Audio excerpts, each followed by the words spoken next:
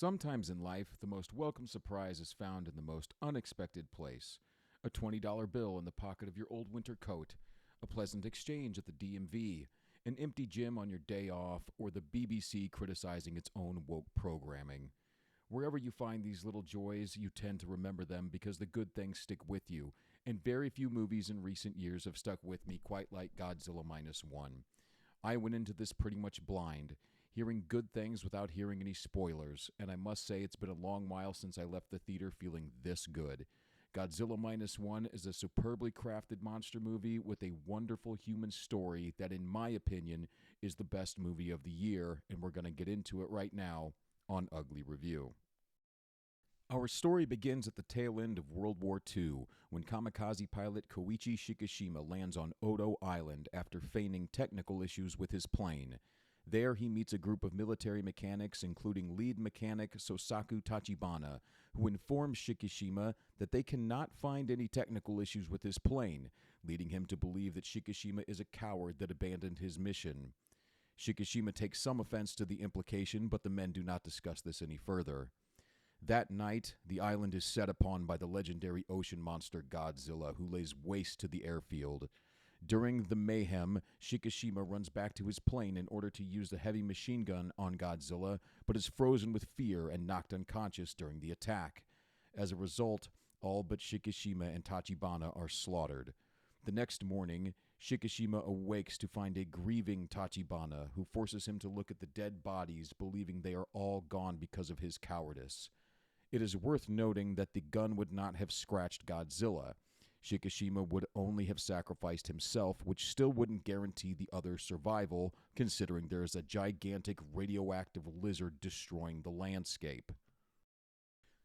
The men have been rescued, and we jump to 1946, when Shikishima returns home to devastation, learning that his family and friends have been killed and his home destroyed. One of his surviving neighbors, Sumiko, slaps and berates him, as she knows that he was a kamikaze pilot.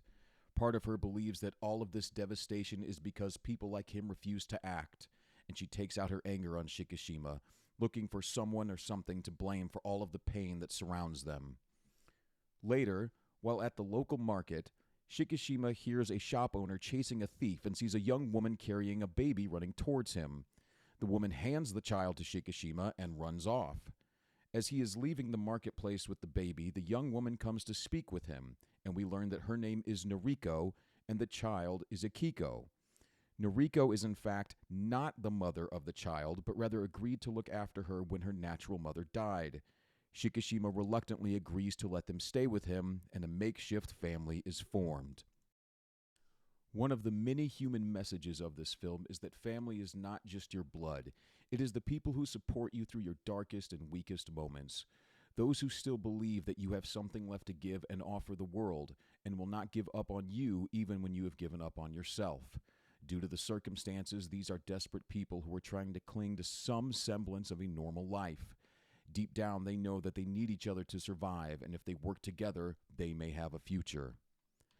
With an overwhelming sense of survivor's guilt, Shikishima looks for something to fill his time and to make amends any way he can, and takes up the job of an ocean minesweeper.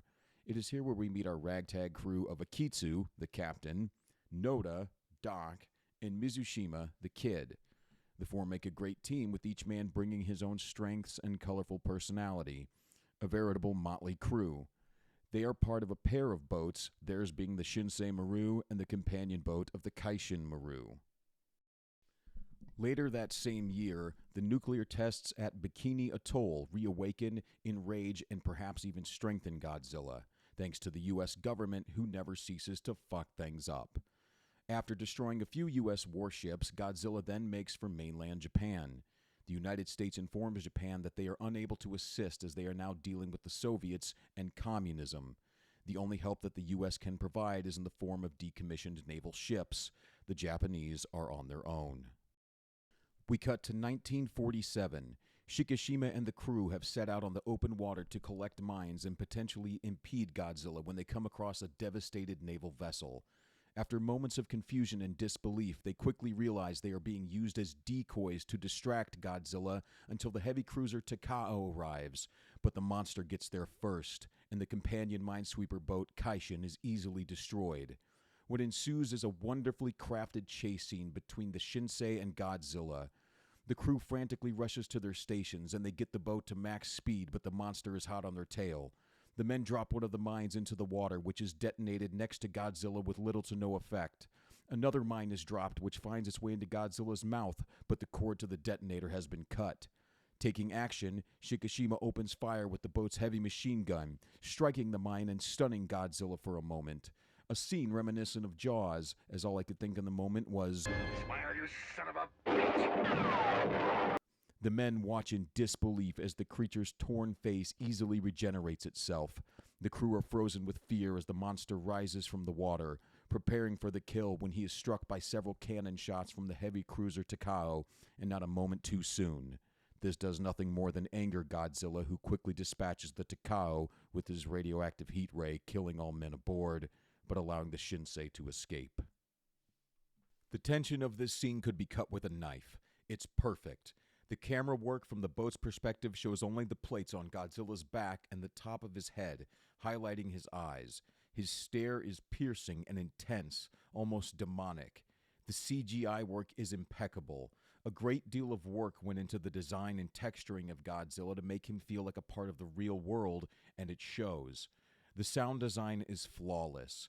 The high revving of the engine combined with the great soundtrack is a perfect mix that puts you on the edge of your seat as the chase carries on.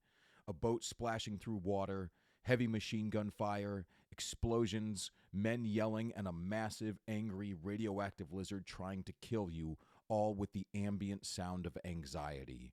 It's so well done, it's great. After returning home, Shikishima tells Noriko of this and the earlier encounter on Odo Island. It is here when he begins to question if he is even alive, if any of this is real, or if he actually died 2 years before with the other men on that island. He is overwhelmed with shame, grief, fear, and confusion. The overwhelming remorse due to his lack of action. This is a man who desperately wants to make amends but doesn't know how. His soul is torn, somewhat believing that he should be dead, but also desperately clinging to life. It is a very human moment. Noriko attempts to comfort him by assuring that he is very much alive and all of this is real. She understands that they need this man to believe in himself if they are going to accomplish anything. It is a wonderful dynamic that connects on different levels because, once again, it is a very human moment. Several days later, Godzilla returns to mainland Japan, this time attacking Ginza, the city in which Noriko works. The monster wastes no time destroying every building in sight and attacking the train that Noriko is riding. However, she manages to barely escape with her life. Back home, Shikishima hears an emergency announcement on the radio telling everyone that Ginza is under attack and this is not a joke. Shikishima quickly departs for Ginza and shortly thereafter finds Noriko wandering the streets in a bewildered state as buildings are toppled and people are trampled underfoot. Godzilla slowly charges his heat ray, and as he attacks, Noriko pushes Shikishima into an alley, saving him and sacrificing herself as she is carried away by the blast. The smoke clears, and the only thing left standing is the monster, with over 30,000 dead, and Shikishima on his knees.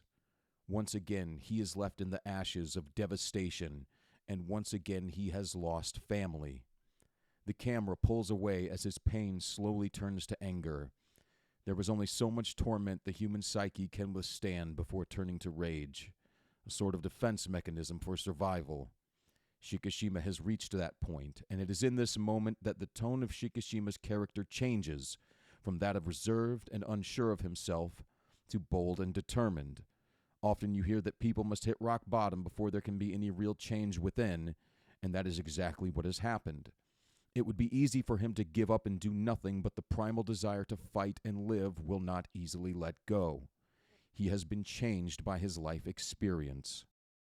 Godzilla has now left, but is expected to return.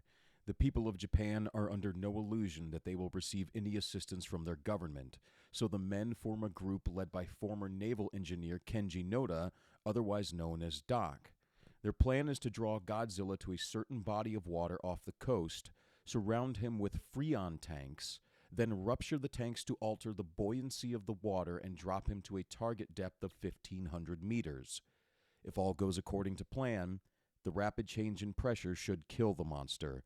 If that fails, massive balloons will be inflated under Godzilla to rapidly bring him to the surface, killing him through extreme decompression. While discussing this plan, the men go back and forth wondering if they should even attempt to kill Godzilla or go home to what family and home they have left. These are men that have just been through war, and they have seen their family and friends killed and their country destroyed.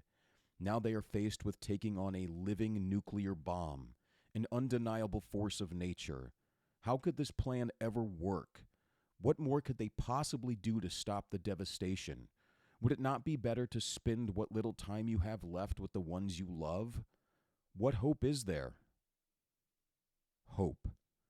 They realize they must cling to hope in this hour. The hope that they will succeed so that their wives and children may grow old. The hope that their countrymen will have a chance at rebuilding and leave something for future generations, something more than rubble, something better. The men resolve to do everything in their power. They agree, and the plan is set into motion. This is hardly a scene that would ever be included in modern Western media. A group of men coming together for a noble cause. Nothing nefarious, nothing racist, nothing sexist, only true and good intentions. This is true masculinity. This is how real men act when times are tough. They do not lash out, they do not throw temper tantrums, and they do not run away. Undoubtedly, they are scared, but courage is not the lack of fear. True courage is moving forward in spite of that fear, and it's wonderful to see men actually depicted as men. I imagine if this were a Disney production, the men would all be cowering in fear, tripping over their own feet, or helping Godzilla kill everyone, because according to the Western media, men are just the absolute worst who never do anything good. As the plan continues to move forward, Noda is able to acquire several decommissioned warships, which will be manned by citizen volunteers, most of whom are Navy veterans. Part of the plan includes Shikishima flying an experimental fighter plane to draw Godzilla to the correct position, but the plane is damaged, and there is only one person he can think of to make the repairs. Shikishima begins a frantic search for Tachibana, the veteran mechanic he met on Odo Island. He visits government officials, writes countless letters, and waits as patiently as he can. In his eyes, this is a chance to bring the story full circle. The shame he carries from his inaction on Odo Island will not allow him to move on, as he states several times throughout the film that his war is not over. Not only can he help save his country, he can also make first-hand amends to a man that he believes he failed. One night, as he is walking home, Shikishima is struck in the back of the head by an assailant, who then drags him into his home and ties him up. It is Tachibana, who proceeds to punch Shikishima and shows him all of the letters that he has received. He is drunk and indignant at the idea that Shikishima would ever contact him, let alone ask him for help. Tachibana, like so many others, wants to forget the nightmare in which they live, but Shikishima pleads with him, believing there is still hope, something Tachibana seems to have abandoned. It is here when Shikishima reveals his true intentions of attaching bombs to the plane and flying directly into Godzilla's mouth, killing the beast. He understands the contempt that Tachibana holds for him as a dishonorable kamikaze pilot, and hopes that he can sway Tachibana with this act of contrition, giving his life in the memory of the mechanic's fallen brothers. Tachibana is unsure of this plan and walks away. The next morning, Shikishima and Doc are discussing the plan at the plane's hangar when they hear a group of men outside. Shikishima is overjoyed when he finds that it is Tachibana and two other mechanics here to help fix the plane. As they are working, Shikishima's hands begin to shake. He states that he truly wants to live, a moment of self-realization that he still has hope of victory and their survival. While at home later that day, Akiko gives Shikishima a drawing that she has made of Shikishima, Noriko, and herself. The next morning, while Akiko is still asleep, Shikishima leaves an envelope full of money and a letter to his neighbor Sumiko, asking her to watch over Akiko. He did not tell of his kamikaze mission, as he knows Sumiko would have attempted to talk him out of it for the sake of Akiko. He arrives at the hangar to prepare and places Akiko's drawing on the flight panel, a reminder that if not for him, then for the ones he loves. Godzilla has now resurfaced and is headed towards mainland Japan. A scout ship relays his coordinates, which reveals that he has arrived sooner than expected, and the men spring into action, sending a small flotilla out to sea in order to set the trap. Shikishima takes off in the fighter plane, locates the monster, and begins taunting him in order to draw him to the correct position. As Godzilla approaches the ships, 2 of them are sent out as decoys, and Godzilla takes the bait, destroying them with his heat ray as the remaining boats encircle him and tie on the Freon tanks and balloons using large cables attached to the ships. With the first stage of their plan complete, they detonate the Freon tanks and Godzilla crashes to a depth of 1,500 meters in a matter of seconds, but the beast is only damaged and stunned. Thus, the backup plan is deployed and the balloons inflated. The cables begin to rise out of the water but stop at 800 meters, and the deflated balloons soon surface without Godzilla as he is bit through them. With the cables still attached, the 2 remaining ships go full speed ahead in order to drag the monster to the surface, but they lack the engine power to do so. Just as the plan seems to have stalled, the kid, Mizushima, arrives with a fleet of tugboats, and with their combined efforts they manage to bring Godzilla to the surface. Badly wounded and greatly enraged, Godzilla slowly lifts his head and begins charging his heat ray attack to finish off the men when Shikishima brings the plane back around and begins flying directly at Godzilla's head, aiming to finish the monster off once and for all. Akitsu and Noda begin to cry out, begging Shikishima to stop, but their efforts are futile. All the men can do is watch as their friend sacrifices himself in an attempt to save their world. The plane flies directly into Godzilla's mouth. The bombs detonate, and Godzilla's head is blown apart.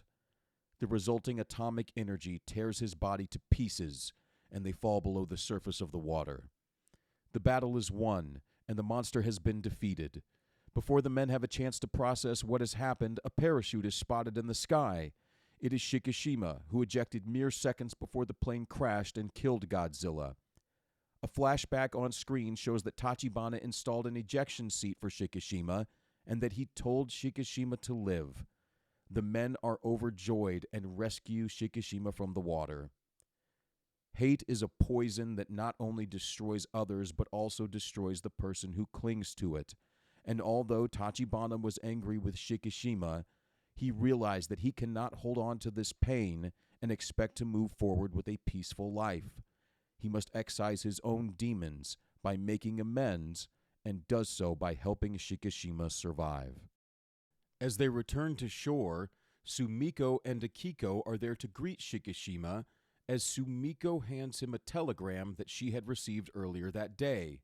He is shocked, picks up Akiko and races off to the hospital where he sees a badly wounded Noriko. She has survived the attack on Ginza. Overjoyed, Shikishima breaks down into tears and embraces Noriko as she asks if his war is finally over, to which he nods yes. As the camera pulls away, an odd and pulsing scar on Noriko's neck is revealed, followed by an image of Godzilla's remains falling to the ocean floor, which begin pulsing as well and begin to regenerate. And Godzilla Minus One has come to an end. Godzilla may be the main attraction in this movie, but undoubtedly the story is that of the shared human experience. A story of people coming together to overcome remorse, grief, and loss with resolve, hope, and love. Everyone on screen talks and behaves like real people. There are no Mary Sues. They are flawed, they make mistakes, and they work together to overcome the difficulties of life. And that is how we connect. By overcoming the trials and tribulations of life, we build character and learn what is important. We do these things using honorable traditions and virtues, something the Japanese believe in heavily. In the sense that this is an anti-war movie, we humans are not connected by hate and destruction. We are truly connected by love of our fellow man and willingness to work together when times are tough. I was able to connect with practically every character on screen, and none of them looked anything like me, because it's not about the color of your skin, the color of your hair, your gender, who you sleep with, or who you vote for. It's about our humanity, character, and action. Criticism some may have of this movie is the acting, maybe calling it a bit cheesy and weak at times, and I can certainly see where they are coming from. I, however, think the acting is very fair to very good at times and falls in line not only with the Japanese style of acting, but also Japanese culture. One must understand their culture is much more reserved and not nearly as bombastic as we are. When their moments of shy politeness are overcome with an explosion of anger, it can seem a bit jarring as it appears they are going from 0 to 60 without any nuanced approach. But just because they are quiet and keep to themselves, it does not mean that they lack emotion. They experience the same feelings that any other human would in those situations, and when the pain is too much and too real, or the joy cannot be contained, that veneer comes down and their humanity is exposed. I left the theater overjoyed after watching this movie. Aside from the human element, the plot, dialogue, cinematography, soundtrack, CGI, directing, and editing were all superb. It's hard to believe this movie was made for only $15 million. A great sum of money for the vast majority of us, but compare that with the bloated $200 million budgets of modern Hollywood. In a time when the West seems to purposely conflate good and bad, man and woman, and characteristics with actual character, Toho Studios sticks to tradition and manages to stay amazingly grounded and character-driven in a sci-fi monster movie. This movie was written, directed, and its visual effects supervised by Takashi Yamazaki. That's right, one man. One man accomplished far more than all of Hollywood because he wasn't worried about virtue signaling, he wasn't worried about his ESG score, he didn't kowtow to the investors, and he didn't attack the fans. He was only concerned with telling a good story, one that everyone can relate to no matter who you are or where you're from. I don't need to convince you of that. The success of this movie is all the evidence you would ever need. It's proof that even after all of our differences, all of our faults, and all of our mistakes, we still connect through courage, hope, and love. The belief that we can be better, and that if we work together, we can be great. I am happy this movie was made, and I give it a 10 out of 10. It is without a doubt the best movie I have seen all year, and if you haven't seen it already, I highly encourage you to do so. It is a movie for everyone because it tells the most relatable story of all, the human story. How's it going, everyone? Here's me in my spare bedroom. I do appreciate you making it this far. If you enjoyed what you heard, please hit the like, share, subscribe, and the little notification bell thingy wherever it is on your screen. I'll try to come out with these as often as I can, hopefully one maybe every 7 to 10 days. Sorry about the delay on this one. The holidays showed up and, well, you know how that goes. But anyway, I do appreciate you watching, and until next time, take care of yourselves and take care of each other, and never stop telling stories. See you guys.